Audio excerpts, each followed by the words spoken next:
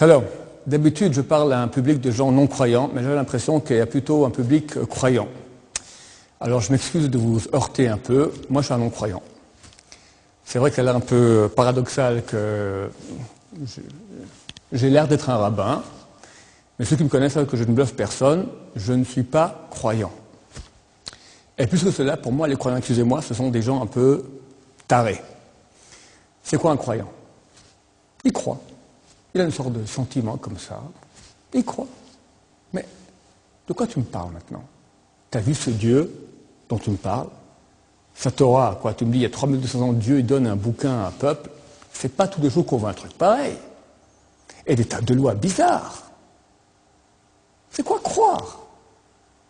T'as rien vu? Comment? Peut-être tu te trompes. C'est quoi une croyance? Quelqu'un, il dit, voilà, je crois que dans l'armoire, il y a un cactus. Peut-être bien que oui, peut-être bien que non. Comment tu peux être certain? Je crois. Vous comprenez que c'est absurde? C'est bizarre, la croyance en soi.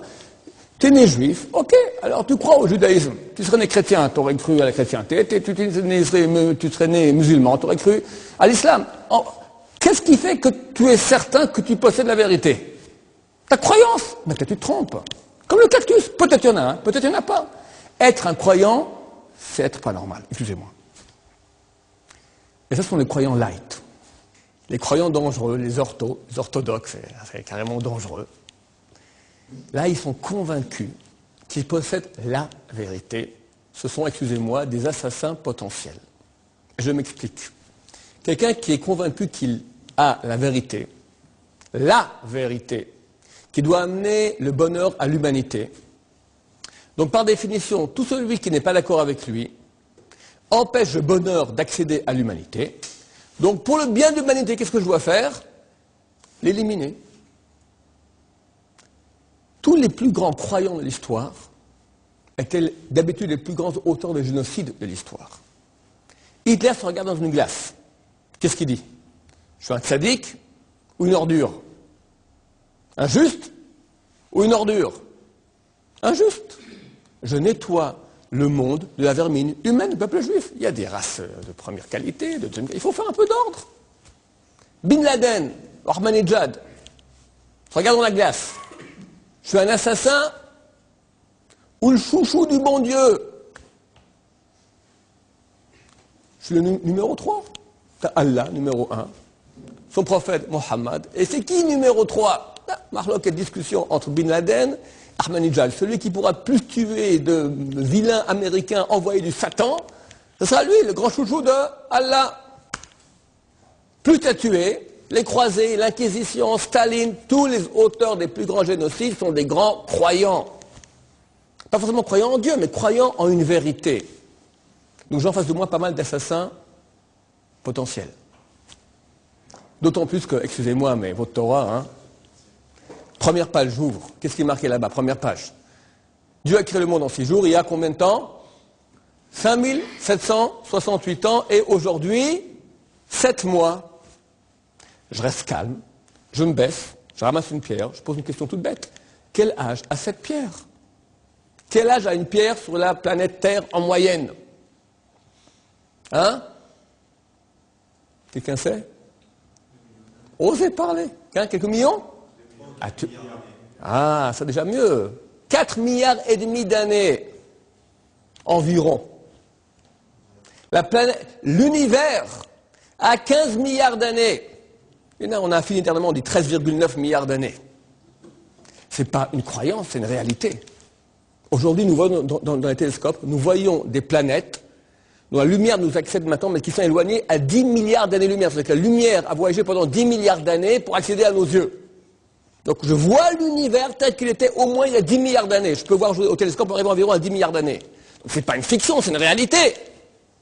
Et je te genre des nonos, de dinosaures, Lucie, la Micro-Magnon, Néandertal, c'est une réalité. On se met des œillères. Non, tout le monde se trompe. 5768 ans, 7 mois. C'est pas taré, ça? Donc déjà, tu vois que ton bouquin, la première page, déjà, c'est complètement aberrant. Ensuite, je donne 1000 euros. Et je double la mise. 2000 euros, mesdames, messieurs, à ceux qui me donnent dans la salle une mitzvah de votre Torah qui est un minimum intelligente, à part, attention, les règles du jeu, à part les mitzvot qui sont communes à toute l'humanité.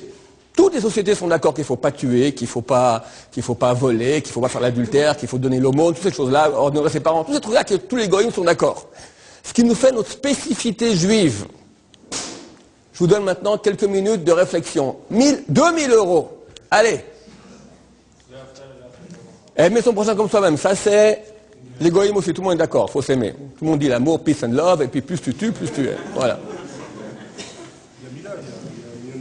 La Brit Mila, c'est vrai que très très dernièrement, alors la science a découvert que ceux qui font la Brit Mila, la circoncision, ils souffrent moins de sida. Mais attention, quand on parle de mitzvah, on parle de la mitzvah faite dans toutes ses façons de faire. On ne peut pas prendre une partie de la mitzvah et laisser le reste. Comment on fait la mitzvah? Sans chirurgien, à l'âge de 8 jours, alors que rien ne presse, sans anesthésie. Je ne sais pas à quel point comment il fait, c'est pas très aseptisé, hein.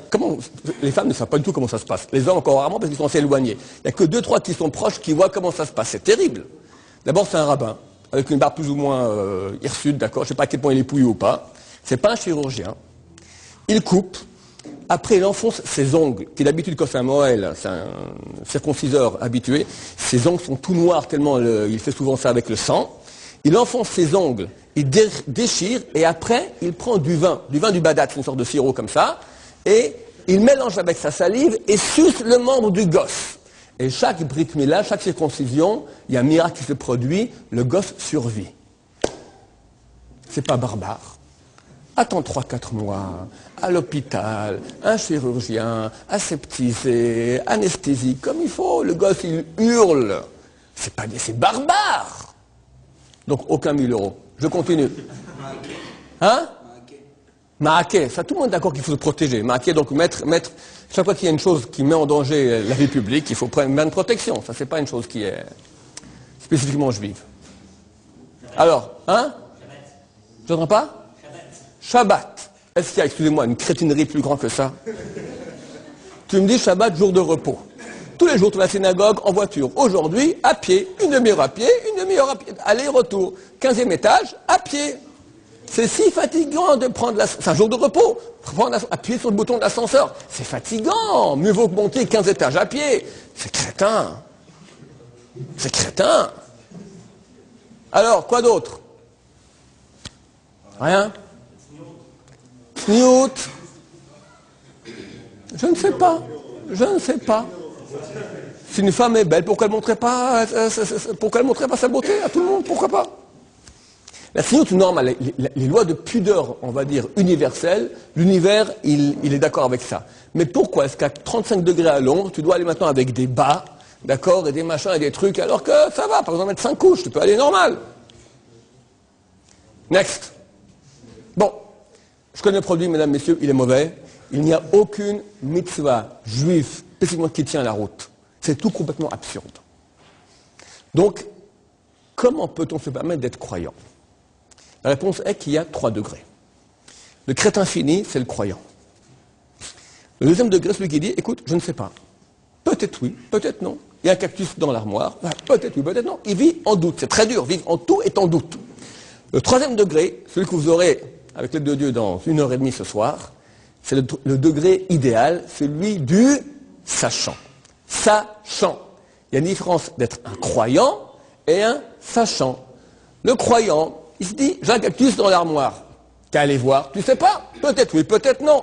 Le sachant, il ouvre l'armoire, il voit où il y en a, où il n'y en a pas. Il n'y a plus de point d'interrogation. Il y a une connaissance, il y a une certitude.